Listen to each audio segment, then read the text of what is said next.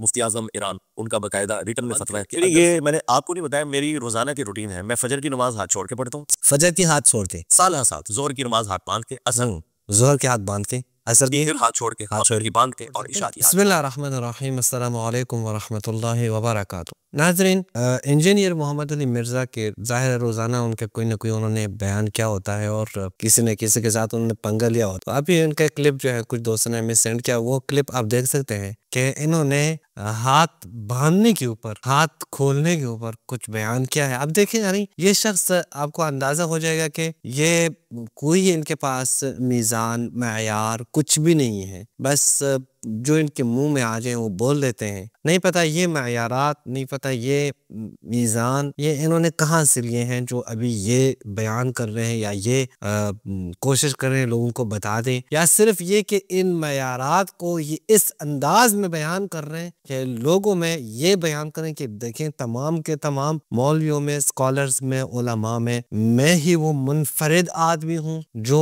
इस तरह के इख्तलाफी जुज़ों को उठा के लेके जा रहा हूँ। और इन्हें आप ये क्लिप देखें जरा, हाथ बांधने के ऊपर ये क्या कहते हैं। इमामत ने नमाज मगरिब अदा की तो आपने हाथ बांधे हुए थे, नमाज इशा अदा की तो हाथ छोड़ के आप इमामत कर रहे थे। क्या बताना चाहते हैं? प्रैक्टिस मगरिब पे हाथ बांधे हुए थे, इशा पे हाथ छोड़े हुए थे, ये क्या है?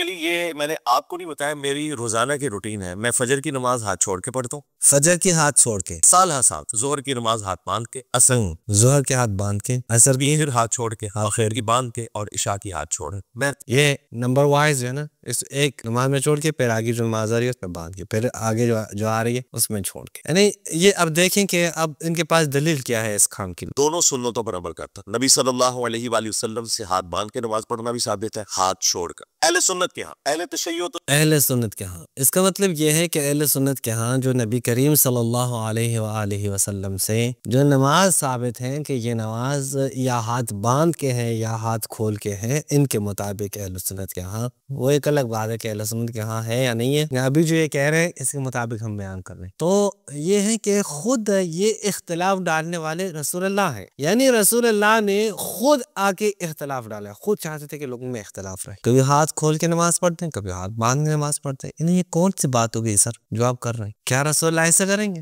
कि खुद ही उम्मत में इख्तलाफ डाल दें? असल क्या जरूरत है? देखिए रसूलुल्लाह ने जमा करके नमाजें पढ़ी हैं, ज़ोहरैन और मगरिबैन की, और फिर कहा भी है कि मैं ये इसलिए पढ़ रहा हूँ ताकि मेरी उम्मत के ऊपर ये आसानी हो, सख्ती ना हो, मुश्किलात ना हो। बात जो है समझ में आ जाती है। हाँ बिल्कुल ठीक है कि दो जमा करके नमाजें पढ़ती है, बारिश में पढ़ी या खौफ की हालत में या इस्तराक की हालत में हो, इस्लाम में इजाजत है। लेकिन रसूलुल्लाह ने बगैर इन हालात में भी, आधी हालत में भी ये दो नमाजें इकट्ठे पढ़ी हैं और मौजूद है, हदीस मौजूद है, तो ये बात समझ में आ जाती है। अब रसूलुल्लाह कभी खोल के नमाज पढ़ते हैं, हाथ खोल के, कभी हाथ बांध के, क्या दलील है? यानी क्यों रसूलुल्लाह ये काम करें? दरअसल वजह क्या है? क्या कभी सहाबा ने नहीं पूछे यार रसूलुल्लाह कभी हाथ बांध देते हैं, कभी हाथ खोल देते हैं, असल माजरा क्या है? किसी सहाबी ने नहीं पूछा। किसी सहाबी को जाहिर है जरूर पूछते। अभी भी एक आम आदमी वो जब मुतजाद काम कर रहा हो तो फौरन लोग आके पूछते हैं उससे, या उनके घर में ही लोग उनसे पूछ लेते हैं। ये तो रसूलुल्लाह थे, ये तो खातमुन नबिय्यीन है,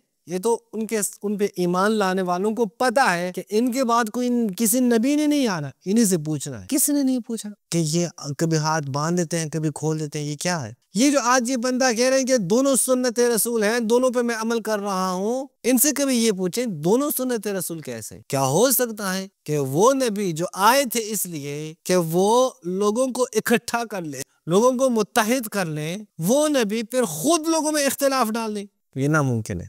अब आगे देखिए, अभी आगे ये क्या कह रहे हैं। तो सिर्फ एक तरीके पे एम्फसाइज करते हैं, हाथ छोड़ने। अगर शिया के बारे में कहें कि शिया के यहाँ एक तरीका है हाथ छोड़कर नमाज पढ़ने की। जो उनके मॉडरेट उलमा है वो कहते हैं कि हाथ बांधने भी जायज, और कहते हैं कि इनके जो मॉडरेट उलमा है वो कहते हैं हाथ बांधना भी जायज है। कहाँ लिखा है? यानी वो कौन उलमा है? वो उलमा आप ले आए ना, दिखा दे उम्मत के सामने। क्यों आपने कुछ नाम नहीं बताए? आपको कुछ नाम बताने चाहिए कि ये नाम है सर, ये तशय्युअ के ये उलमा है, शिया इमामिया के उलमा है। देखिए ये कहते हैं कि हाथ बांधना कोई मसला नहीं है, फिर उसके बाद हम बात करते कि बात ठीक है या ठीक नहीं। आप बैठ के बस जो आपके मुंह में आ रहा है, जो आपके जी में आ रहा है, आप जाके बयान कर रहे हैं। आपको खौफ नहीं है कि इन चीजों के ऊपर आपकी गिरफ्त हो जाएगी? क्यों आप लोगों को गलत चीजें पहुंचा रहे हैं? क्यों आप लोगों को मिसगाइड कर रहे हैं? क्या फायदा आपको मिलता है? बिलाखिर किस शिया आलिम का ये फतवा है कि हाथ बांधना भी जायज है? कब कहा है? ये मुख्तसात तशय्यो में से है कि हाथ बांधने को हम दुरुस्त नहीं समझते,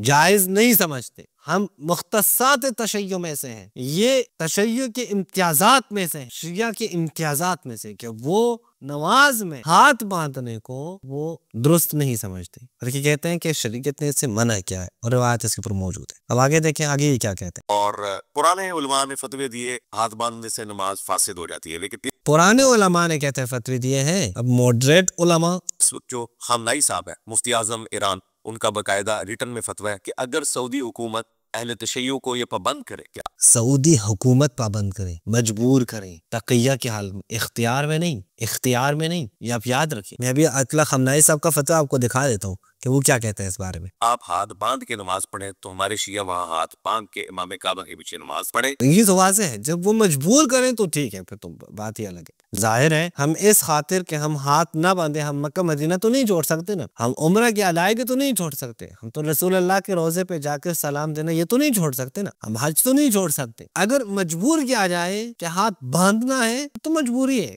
मजबूरी में तो आप पे बांध लेंगे। लेकिन क्या ये हम कहते हैं कि हमारा ये नजरिया ये जायज है? नहीं, हम नहीं कहते। अभी मैं आप लोगों के सामने कुछ खुद नमाज के हवाले से आपके सामने रखता हूँ कि ये आप खुद ही देख लें कि यहाँ नमाज के बारे में, यानी नमाज में जो हाथ बांधना है, इनके बारे में इन्होंने आयतुल्लाह खamenei का नाम लिया है। मैं खamenei का भी, आयत सिस्तानी का भी, दोनों का वो फतवा दिखा देता हूँ कि वो क्या कहते हैं इस बारे में जो इन्होंने इनके ऊपर झूठ बोला। ये देखिए, रिसालतुस सलात वस्सौम, ये किन की किताब है? रिसालतुस सलात वस्सौम। ये आप देख सकते हैं तिब्क़न लिफ़तावा समाह आयतुल्लाहिल उज़्मा अल इमाम सैयद अली अल हुसैनी अल खamenei, यानी रहबरी का, यानी अतला खamenei साहब का ये उनकी ये किताब है। ये कहाँ से छपी है? बिल्कुल वाज़ेह है कि ये मौजूद है यहाँ पे, और पूरा रकम फला फला सब कुछ यहाँ पे, एड्रेस वगैरह सब कुछ दिए हैं। तब ओला है 2022 में। यहाँ पे सफ़ा नंबर 77 पे आप देखें, मुब्तिलात सलात, यानी वो चीज़ें जो नमाज को बातिल करती हैं। ये आगा खamenei की नज़र में आपको बयान कर रहा हूँ कि आगा खamenei का नज़रिया क्या है। उसमें एक जो बयान करते हैं कौल आमीन बाद क़राअत सूरत अल-हम्द, हम्द ख़त्म होने के बाद जो कहते हैं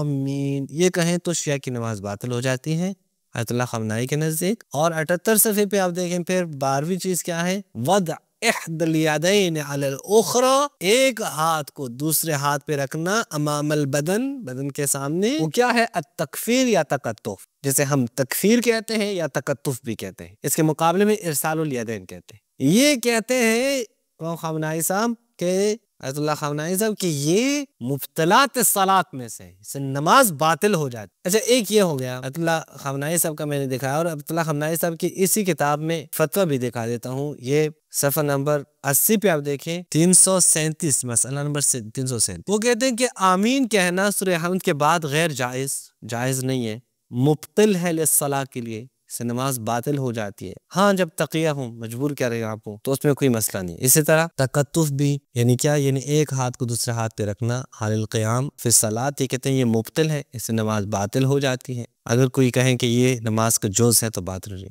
वल अहवतु वुजूबन, एहतियात वाजिब क्या है कि इसे इज्तिनाब किया जाए, और हत्ता के चाहे किसी का कस्द ये ना भी हो कि ये नमाज का हिस्सा है, ऐसे ही हाथों पे हाथ रखे, कहते हैं फिर भी वाजिब एहतियात क्या है कि इससे इज्तिनाब किया जाए। ये देखिए, ये फतवा है आयतुल्लाह खamenei साहब का। अभी आयतुल्लाह सिस्तानी साहब का फतवा भी आप देखिए, ये मिनहाजुस सालिहीन है, मिनहाजुस सालिहीन जुज़ अव्वल पहली जिल्द पर आयतुल्लाह सिस्तानी साहब क्या कहते हैं, देख लें जरा। सफ़ा नंबर 207 पे मुब्तिलात सलात में वो चीज़ें जो नमाज को बातिल कर देती हैं। 8वीं चीज़ क्या की? अत-तकफीर, वही चीज़ के हाथ बांधना नमाज के दौरान। और उसके बाद एक 9वें नंबर पे क्या लेके आए? फातिहा के बाद आमीन कहना। ये दोनों काम अहले सुन्नत के नज़दीक है, लेकिन ये हमारे यहाँ इससे नहीं की गई है, मना किया गया है कि ये नहीं अंजाम देना। और इन उलमा ने के जिनको मैंने कोट किया, इनके नज़दीक तो ये नमाज को बातिल करार देती है। अगर ये आपने अंजाम दिए तो आपकी नमाज बातिल हो। बस इससे बात बिल्कुल वाज़ेह हो जाती है कि ये कहना कि शिया के जो मॉडरेट उलमा है उनके यहाँ जायज़ है, फजूल सी बात है, बिल्कुल ही गलत बात है। कोई इसकी हकीकत, ये सिर्फ और सिर्फ इंजीनियर सर अपने लोगों को मिसगाइड करने के लिए, गुमराह करने के लिए वो ऐसी बातें करते हैं। इनके पास कोई दलील नहीं है कि ये अपनी बात को हक्कानियत के साथ वो पेश करें और अपनी इस बात पर कि शियों के यहाँ, बाज़ उलमा के यहाँ ये जायज़ है, ये दलाइल है। इसी पे इक्तफा करता हूँ। अस्सलामु अलैकुम व रहमतुल्लाहि व बरकातहू।